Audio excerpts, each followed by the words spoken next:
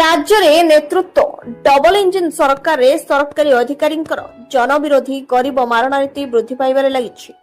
ଏଥିନେଇ ଅନେକ ଗରିବ ଅସହାୟ ବ୍ୟକ୍ତିମାନେ ସରକାରୀ ଅଧିକାରୀମାନଙ୍କୁ ମୋଟା ଆକାରରେ ଲାଞ୍ଚ ଦେଇ ନ ପାରିବାରୁ ଆକ୍ରୋଶର ଶିକାର ହୋଇ ସର୍ବଶାନ୍ତ ହୋଇଥିବା ବେଳେ ବିଭିନ୍ନ ଅଞ୍ଚଳରେ ଥିବା ଚୋରି ତସ୍କର ଟାଉଟରମାନେ ସରକାରୀ ଅଧିକାରୀମାନଙ୍କୁ ମୋଟା ଆକାରରେ ଟଙ୍କା ଦେଇ ଅନୀତିକୁ ନୀତିରେ ପରିଣତ କରିଥିବା ଅଭିଯୋଗ ହେଉଛି।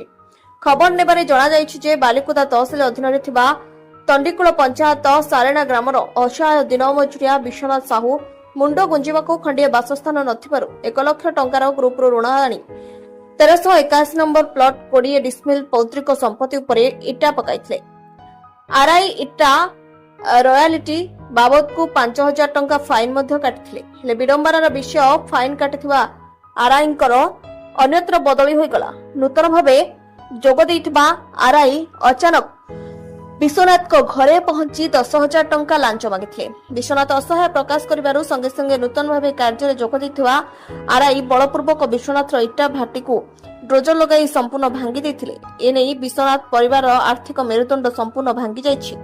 ଋଣ ଟଙ୍କା ସୁଝିବେ କିପରି? ଏ ସମ୍ପର୍କରେ ଜଗତସିଂହପୁର ଜିଲ୍ଲାପାଳ ଏବଂ ବାଲିକୁଦା ତହସିଲଦାରଙ୍କ ନିକଟରେ ଲିଖିତ ଅଭିଯୋଗ କରିଛନ୍ତି।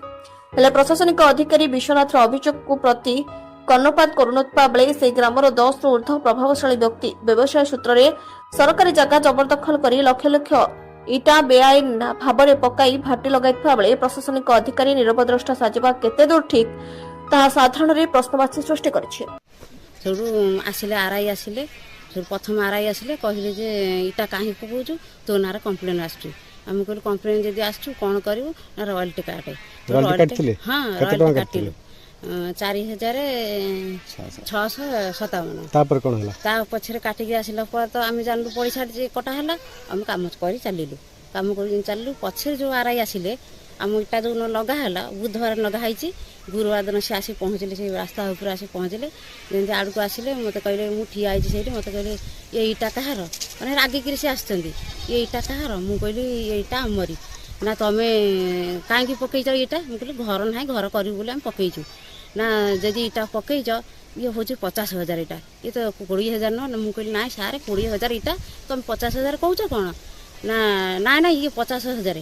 ଯେମିତି କହିଲେ ଏଠିକି ଆସିଲେ, କହିଲେ ତୋ କାଗଜ ଅଛି, ତୁ ରୟାଲିଟି କାଟିଛୁ, ତୋ କାଗଜ ଅଛି? ମୁଁ କହିଲି ହଁ ରୟାଲିଟି କାଟିଛି। ଆଉ ତୋର ଏଇ ଜାଗାର କାଗଜ ଅଛି, ଆଣେ ରୟାଲିଟି ଆଣେ। ତାକୁ ଆମେ ବି ଦେଖେଇଲୁ। ଆମେ ତ ମୂର୍ଖ ମଣିଷ, ଆମେ ଟିପଟିଆ ମଣିଷ, ଆମେ କିଛି ପାଠଶାଠ ପଢ଼ିନୁ, ଆମେ କେମିତି ତା ବିଷୟରେ ଜାଣିବୁ? ତା ବିଷୟରେ କେମିତି କ'ଣ ଆମେ ଜାଣିବୁ? ତାଙ୍କୁ ଆଣିକି ଦେଲୁ, ରୟାଲିଟି ଦେଲୁ, ଆଉ ସେ କାଗଜ ଦେଲୁ। ସେ ସବୁଠୁ ସେଥିରୁ ଫଟୋ ଉଠେଇକି ନେଲେ। ମୋତେ କହିଲେ ଇଏ 50,000 ଇଟା ହେଇଛି, ଆକୁ 10,000 ଟଙ୍କା ନ ଦେବୁ ଏଇ ଇଟା ଭାଟି ରହିବନି। ମୁଁ କହିଲି ସାର୍ ତମେ ଏତେ ହଠାତ୍ କିନି ମୋତେ ମାଗୁଛ 10,000, ମୁଁ କେଉଁଠୁ ଆଣିବି? ସେଥିପାଇଁକି ମୁଁ କହିଲି ଯଦି ଦେବି, ମୁଁ ନାହିଁ କରୁନୁ, ମୁଁ ଭଗବାନ ଆଣି ଖାଇକି କହୁଛି ମୁଁ ଦେବି। ତମେ ଯଦି କହୁଛ ଭାଙ୍ଗିଦେବ, ଭାଙ୍ଗନି ମୋର ଇଟା ଭାଟି। ଆଉ ମୁଁ 10,000 ଦେଇପାରିନି, ମୁଁ ଯଦି ଦେବି 5,000 ଟଙ୍କା ତମକୁ ଦେବି। ଆଉ ଆଜି 4ଟା ବେଳକୁ କେଉଁ ସୁଧ ମୁଧକୁ ଆଣି କାଲିକି ଆପଣଙ୍କୁ ନେଇ ଦେଇ ଆସିବି। ନା ନାଇଁ ହବନି, ସେ ଭଙ୍ଗା ହେବାର କଥା ହବ। ସେ ସେଠୁ ଆସିଲେ ତାଙ୍କର ଭାଙ୍ଗିଲେ। ଆଉ କ'ଣ? ଜଗତସିଂହପୁର ଜ୍ୟୋତିରଞ୍ଜନ ପରିଡ଼ାଙ୍କ ରିପୋର୍ଟ, ସି ନ୍ୟୁଜ୍।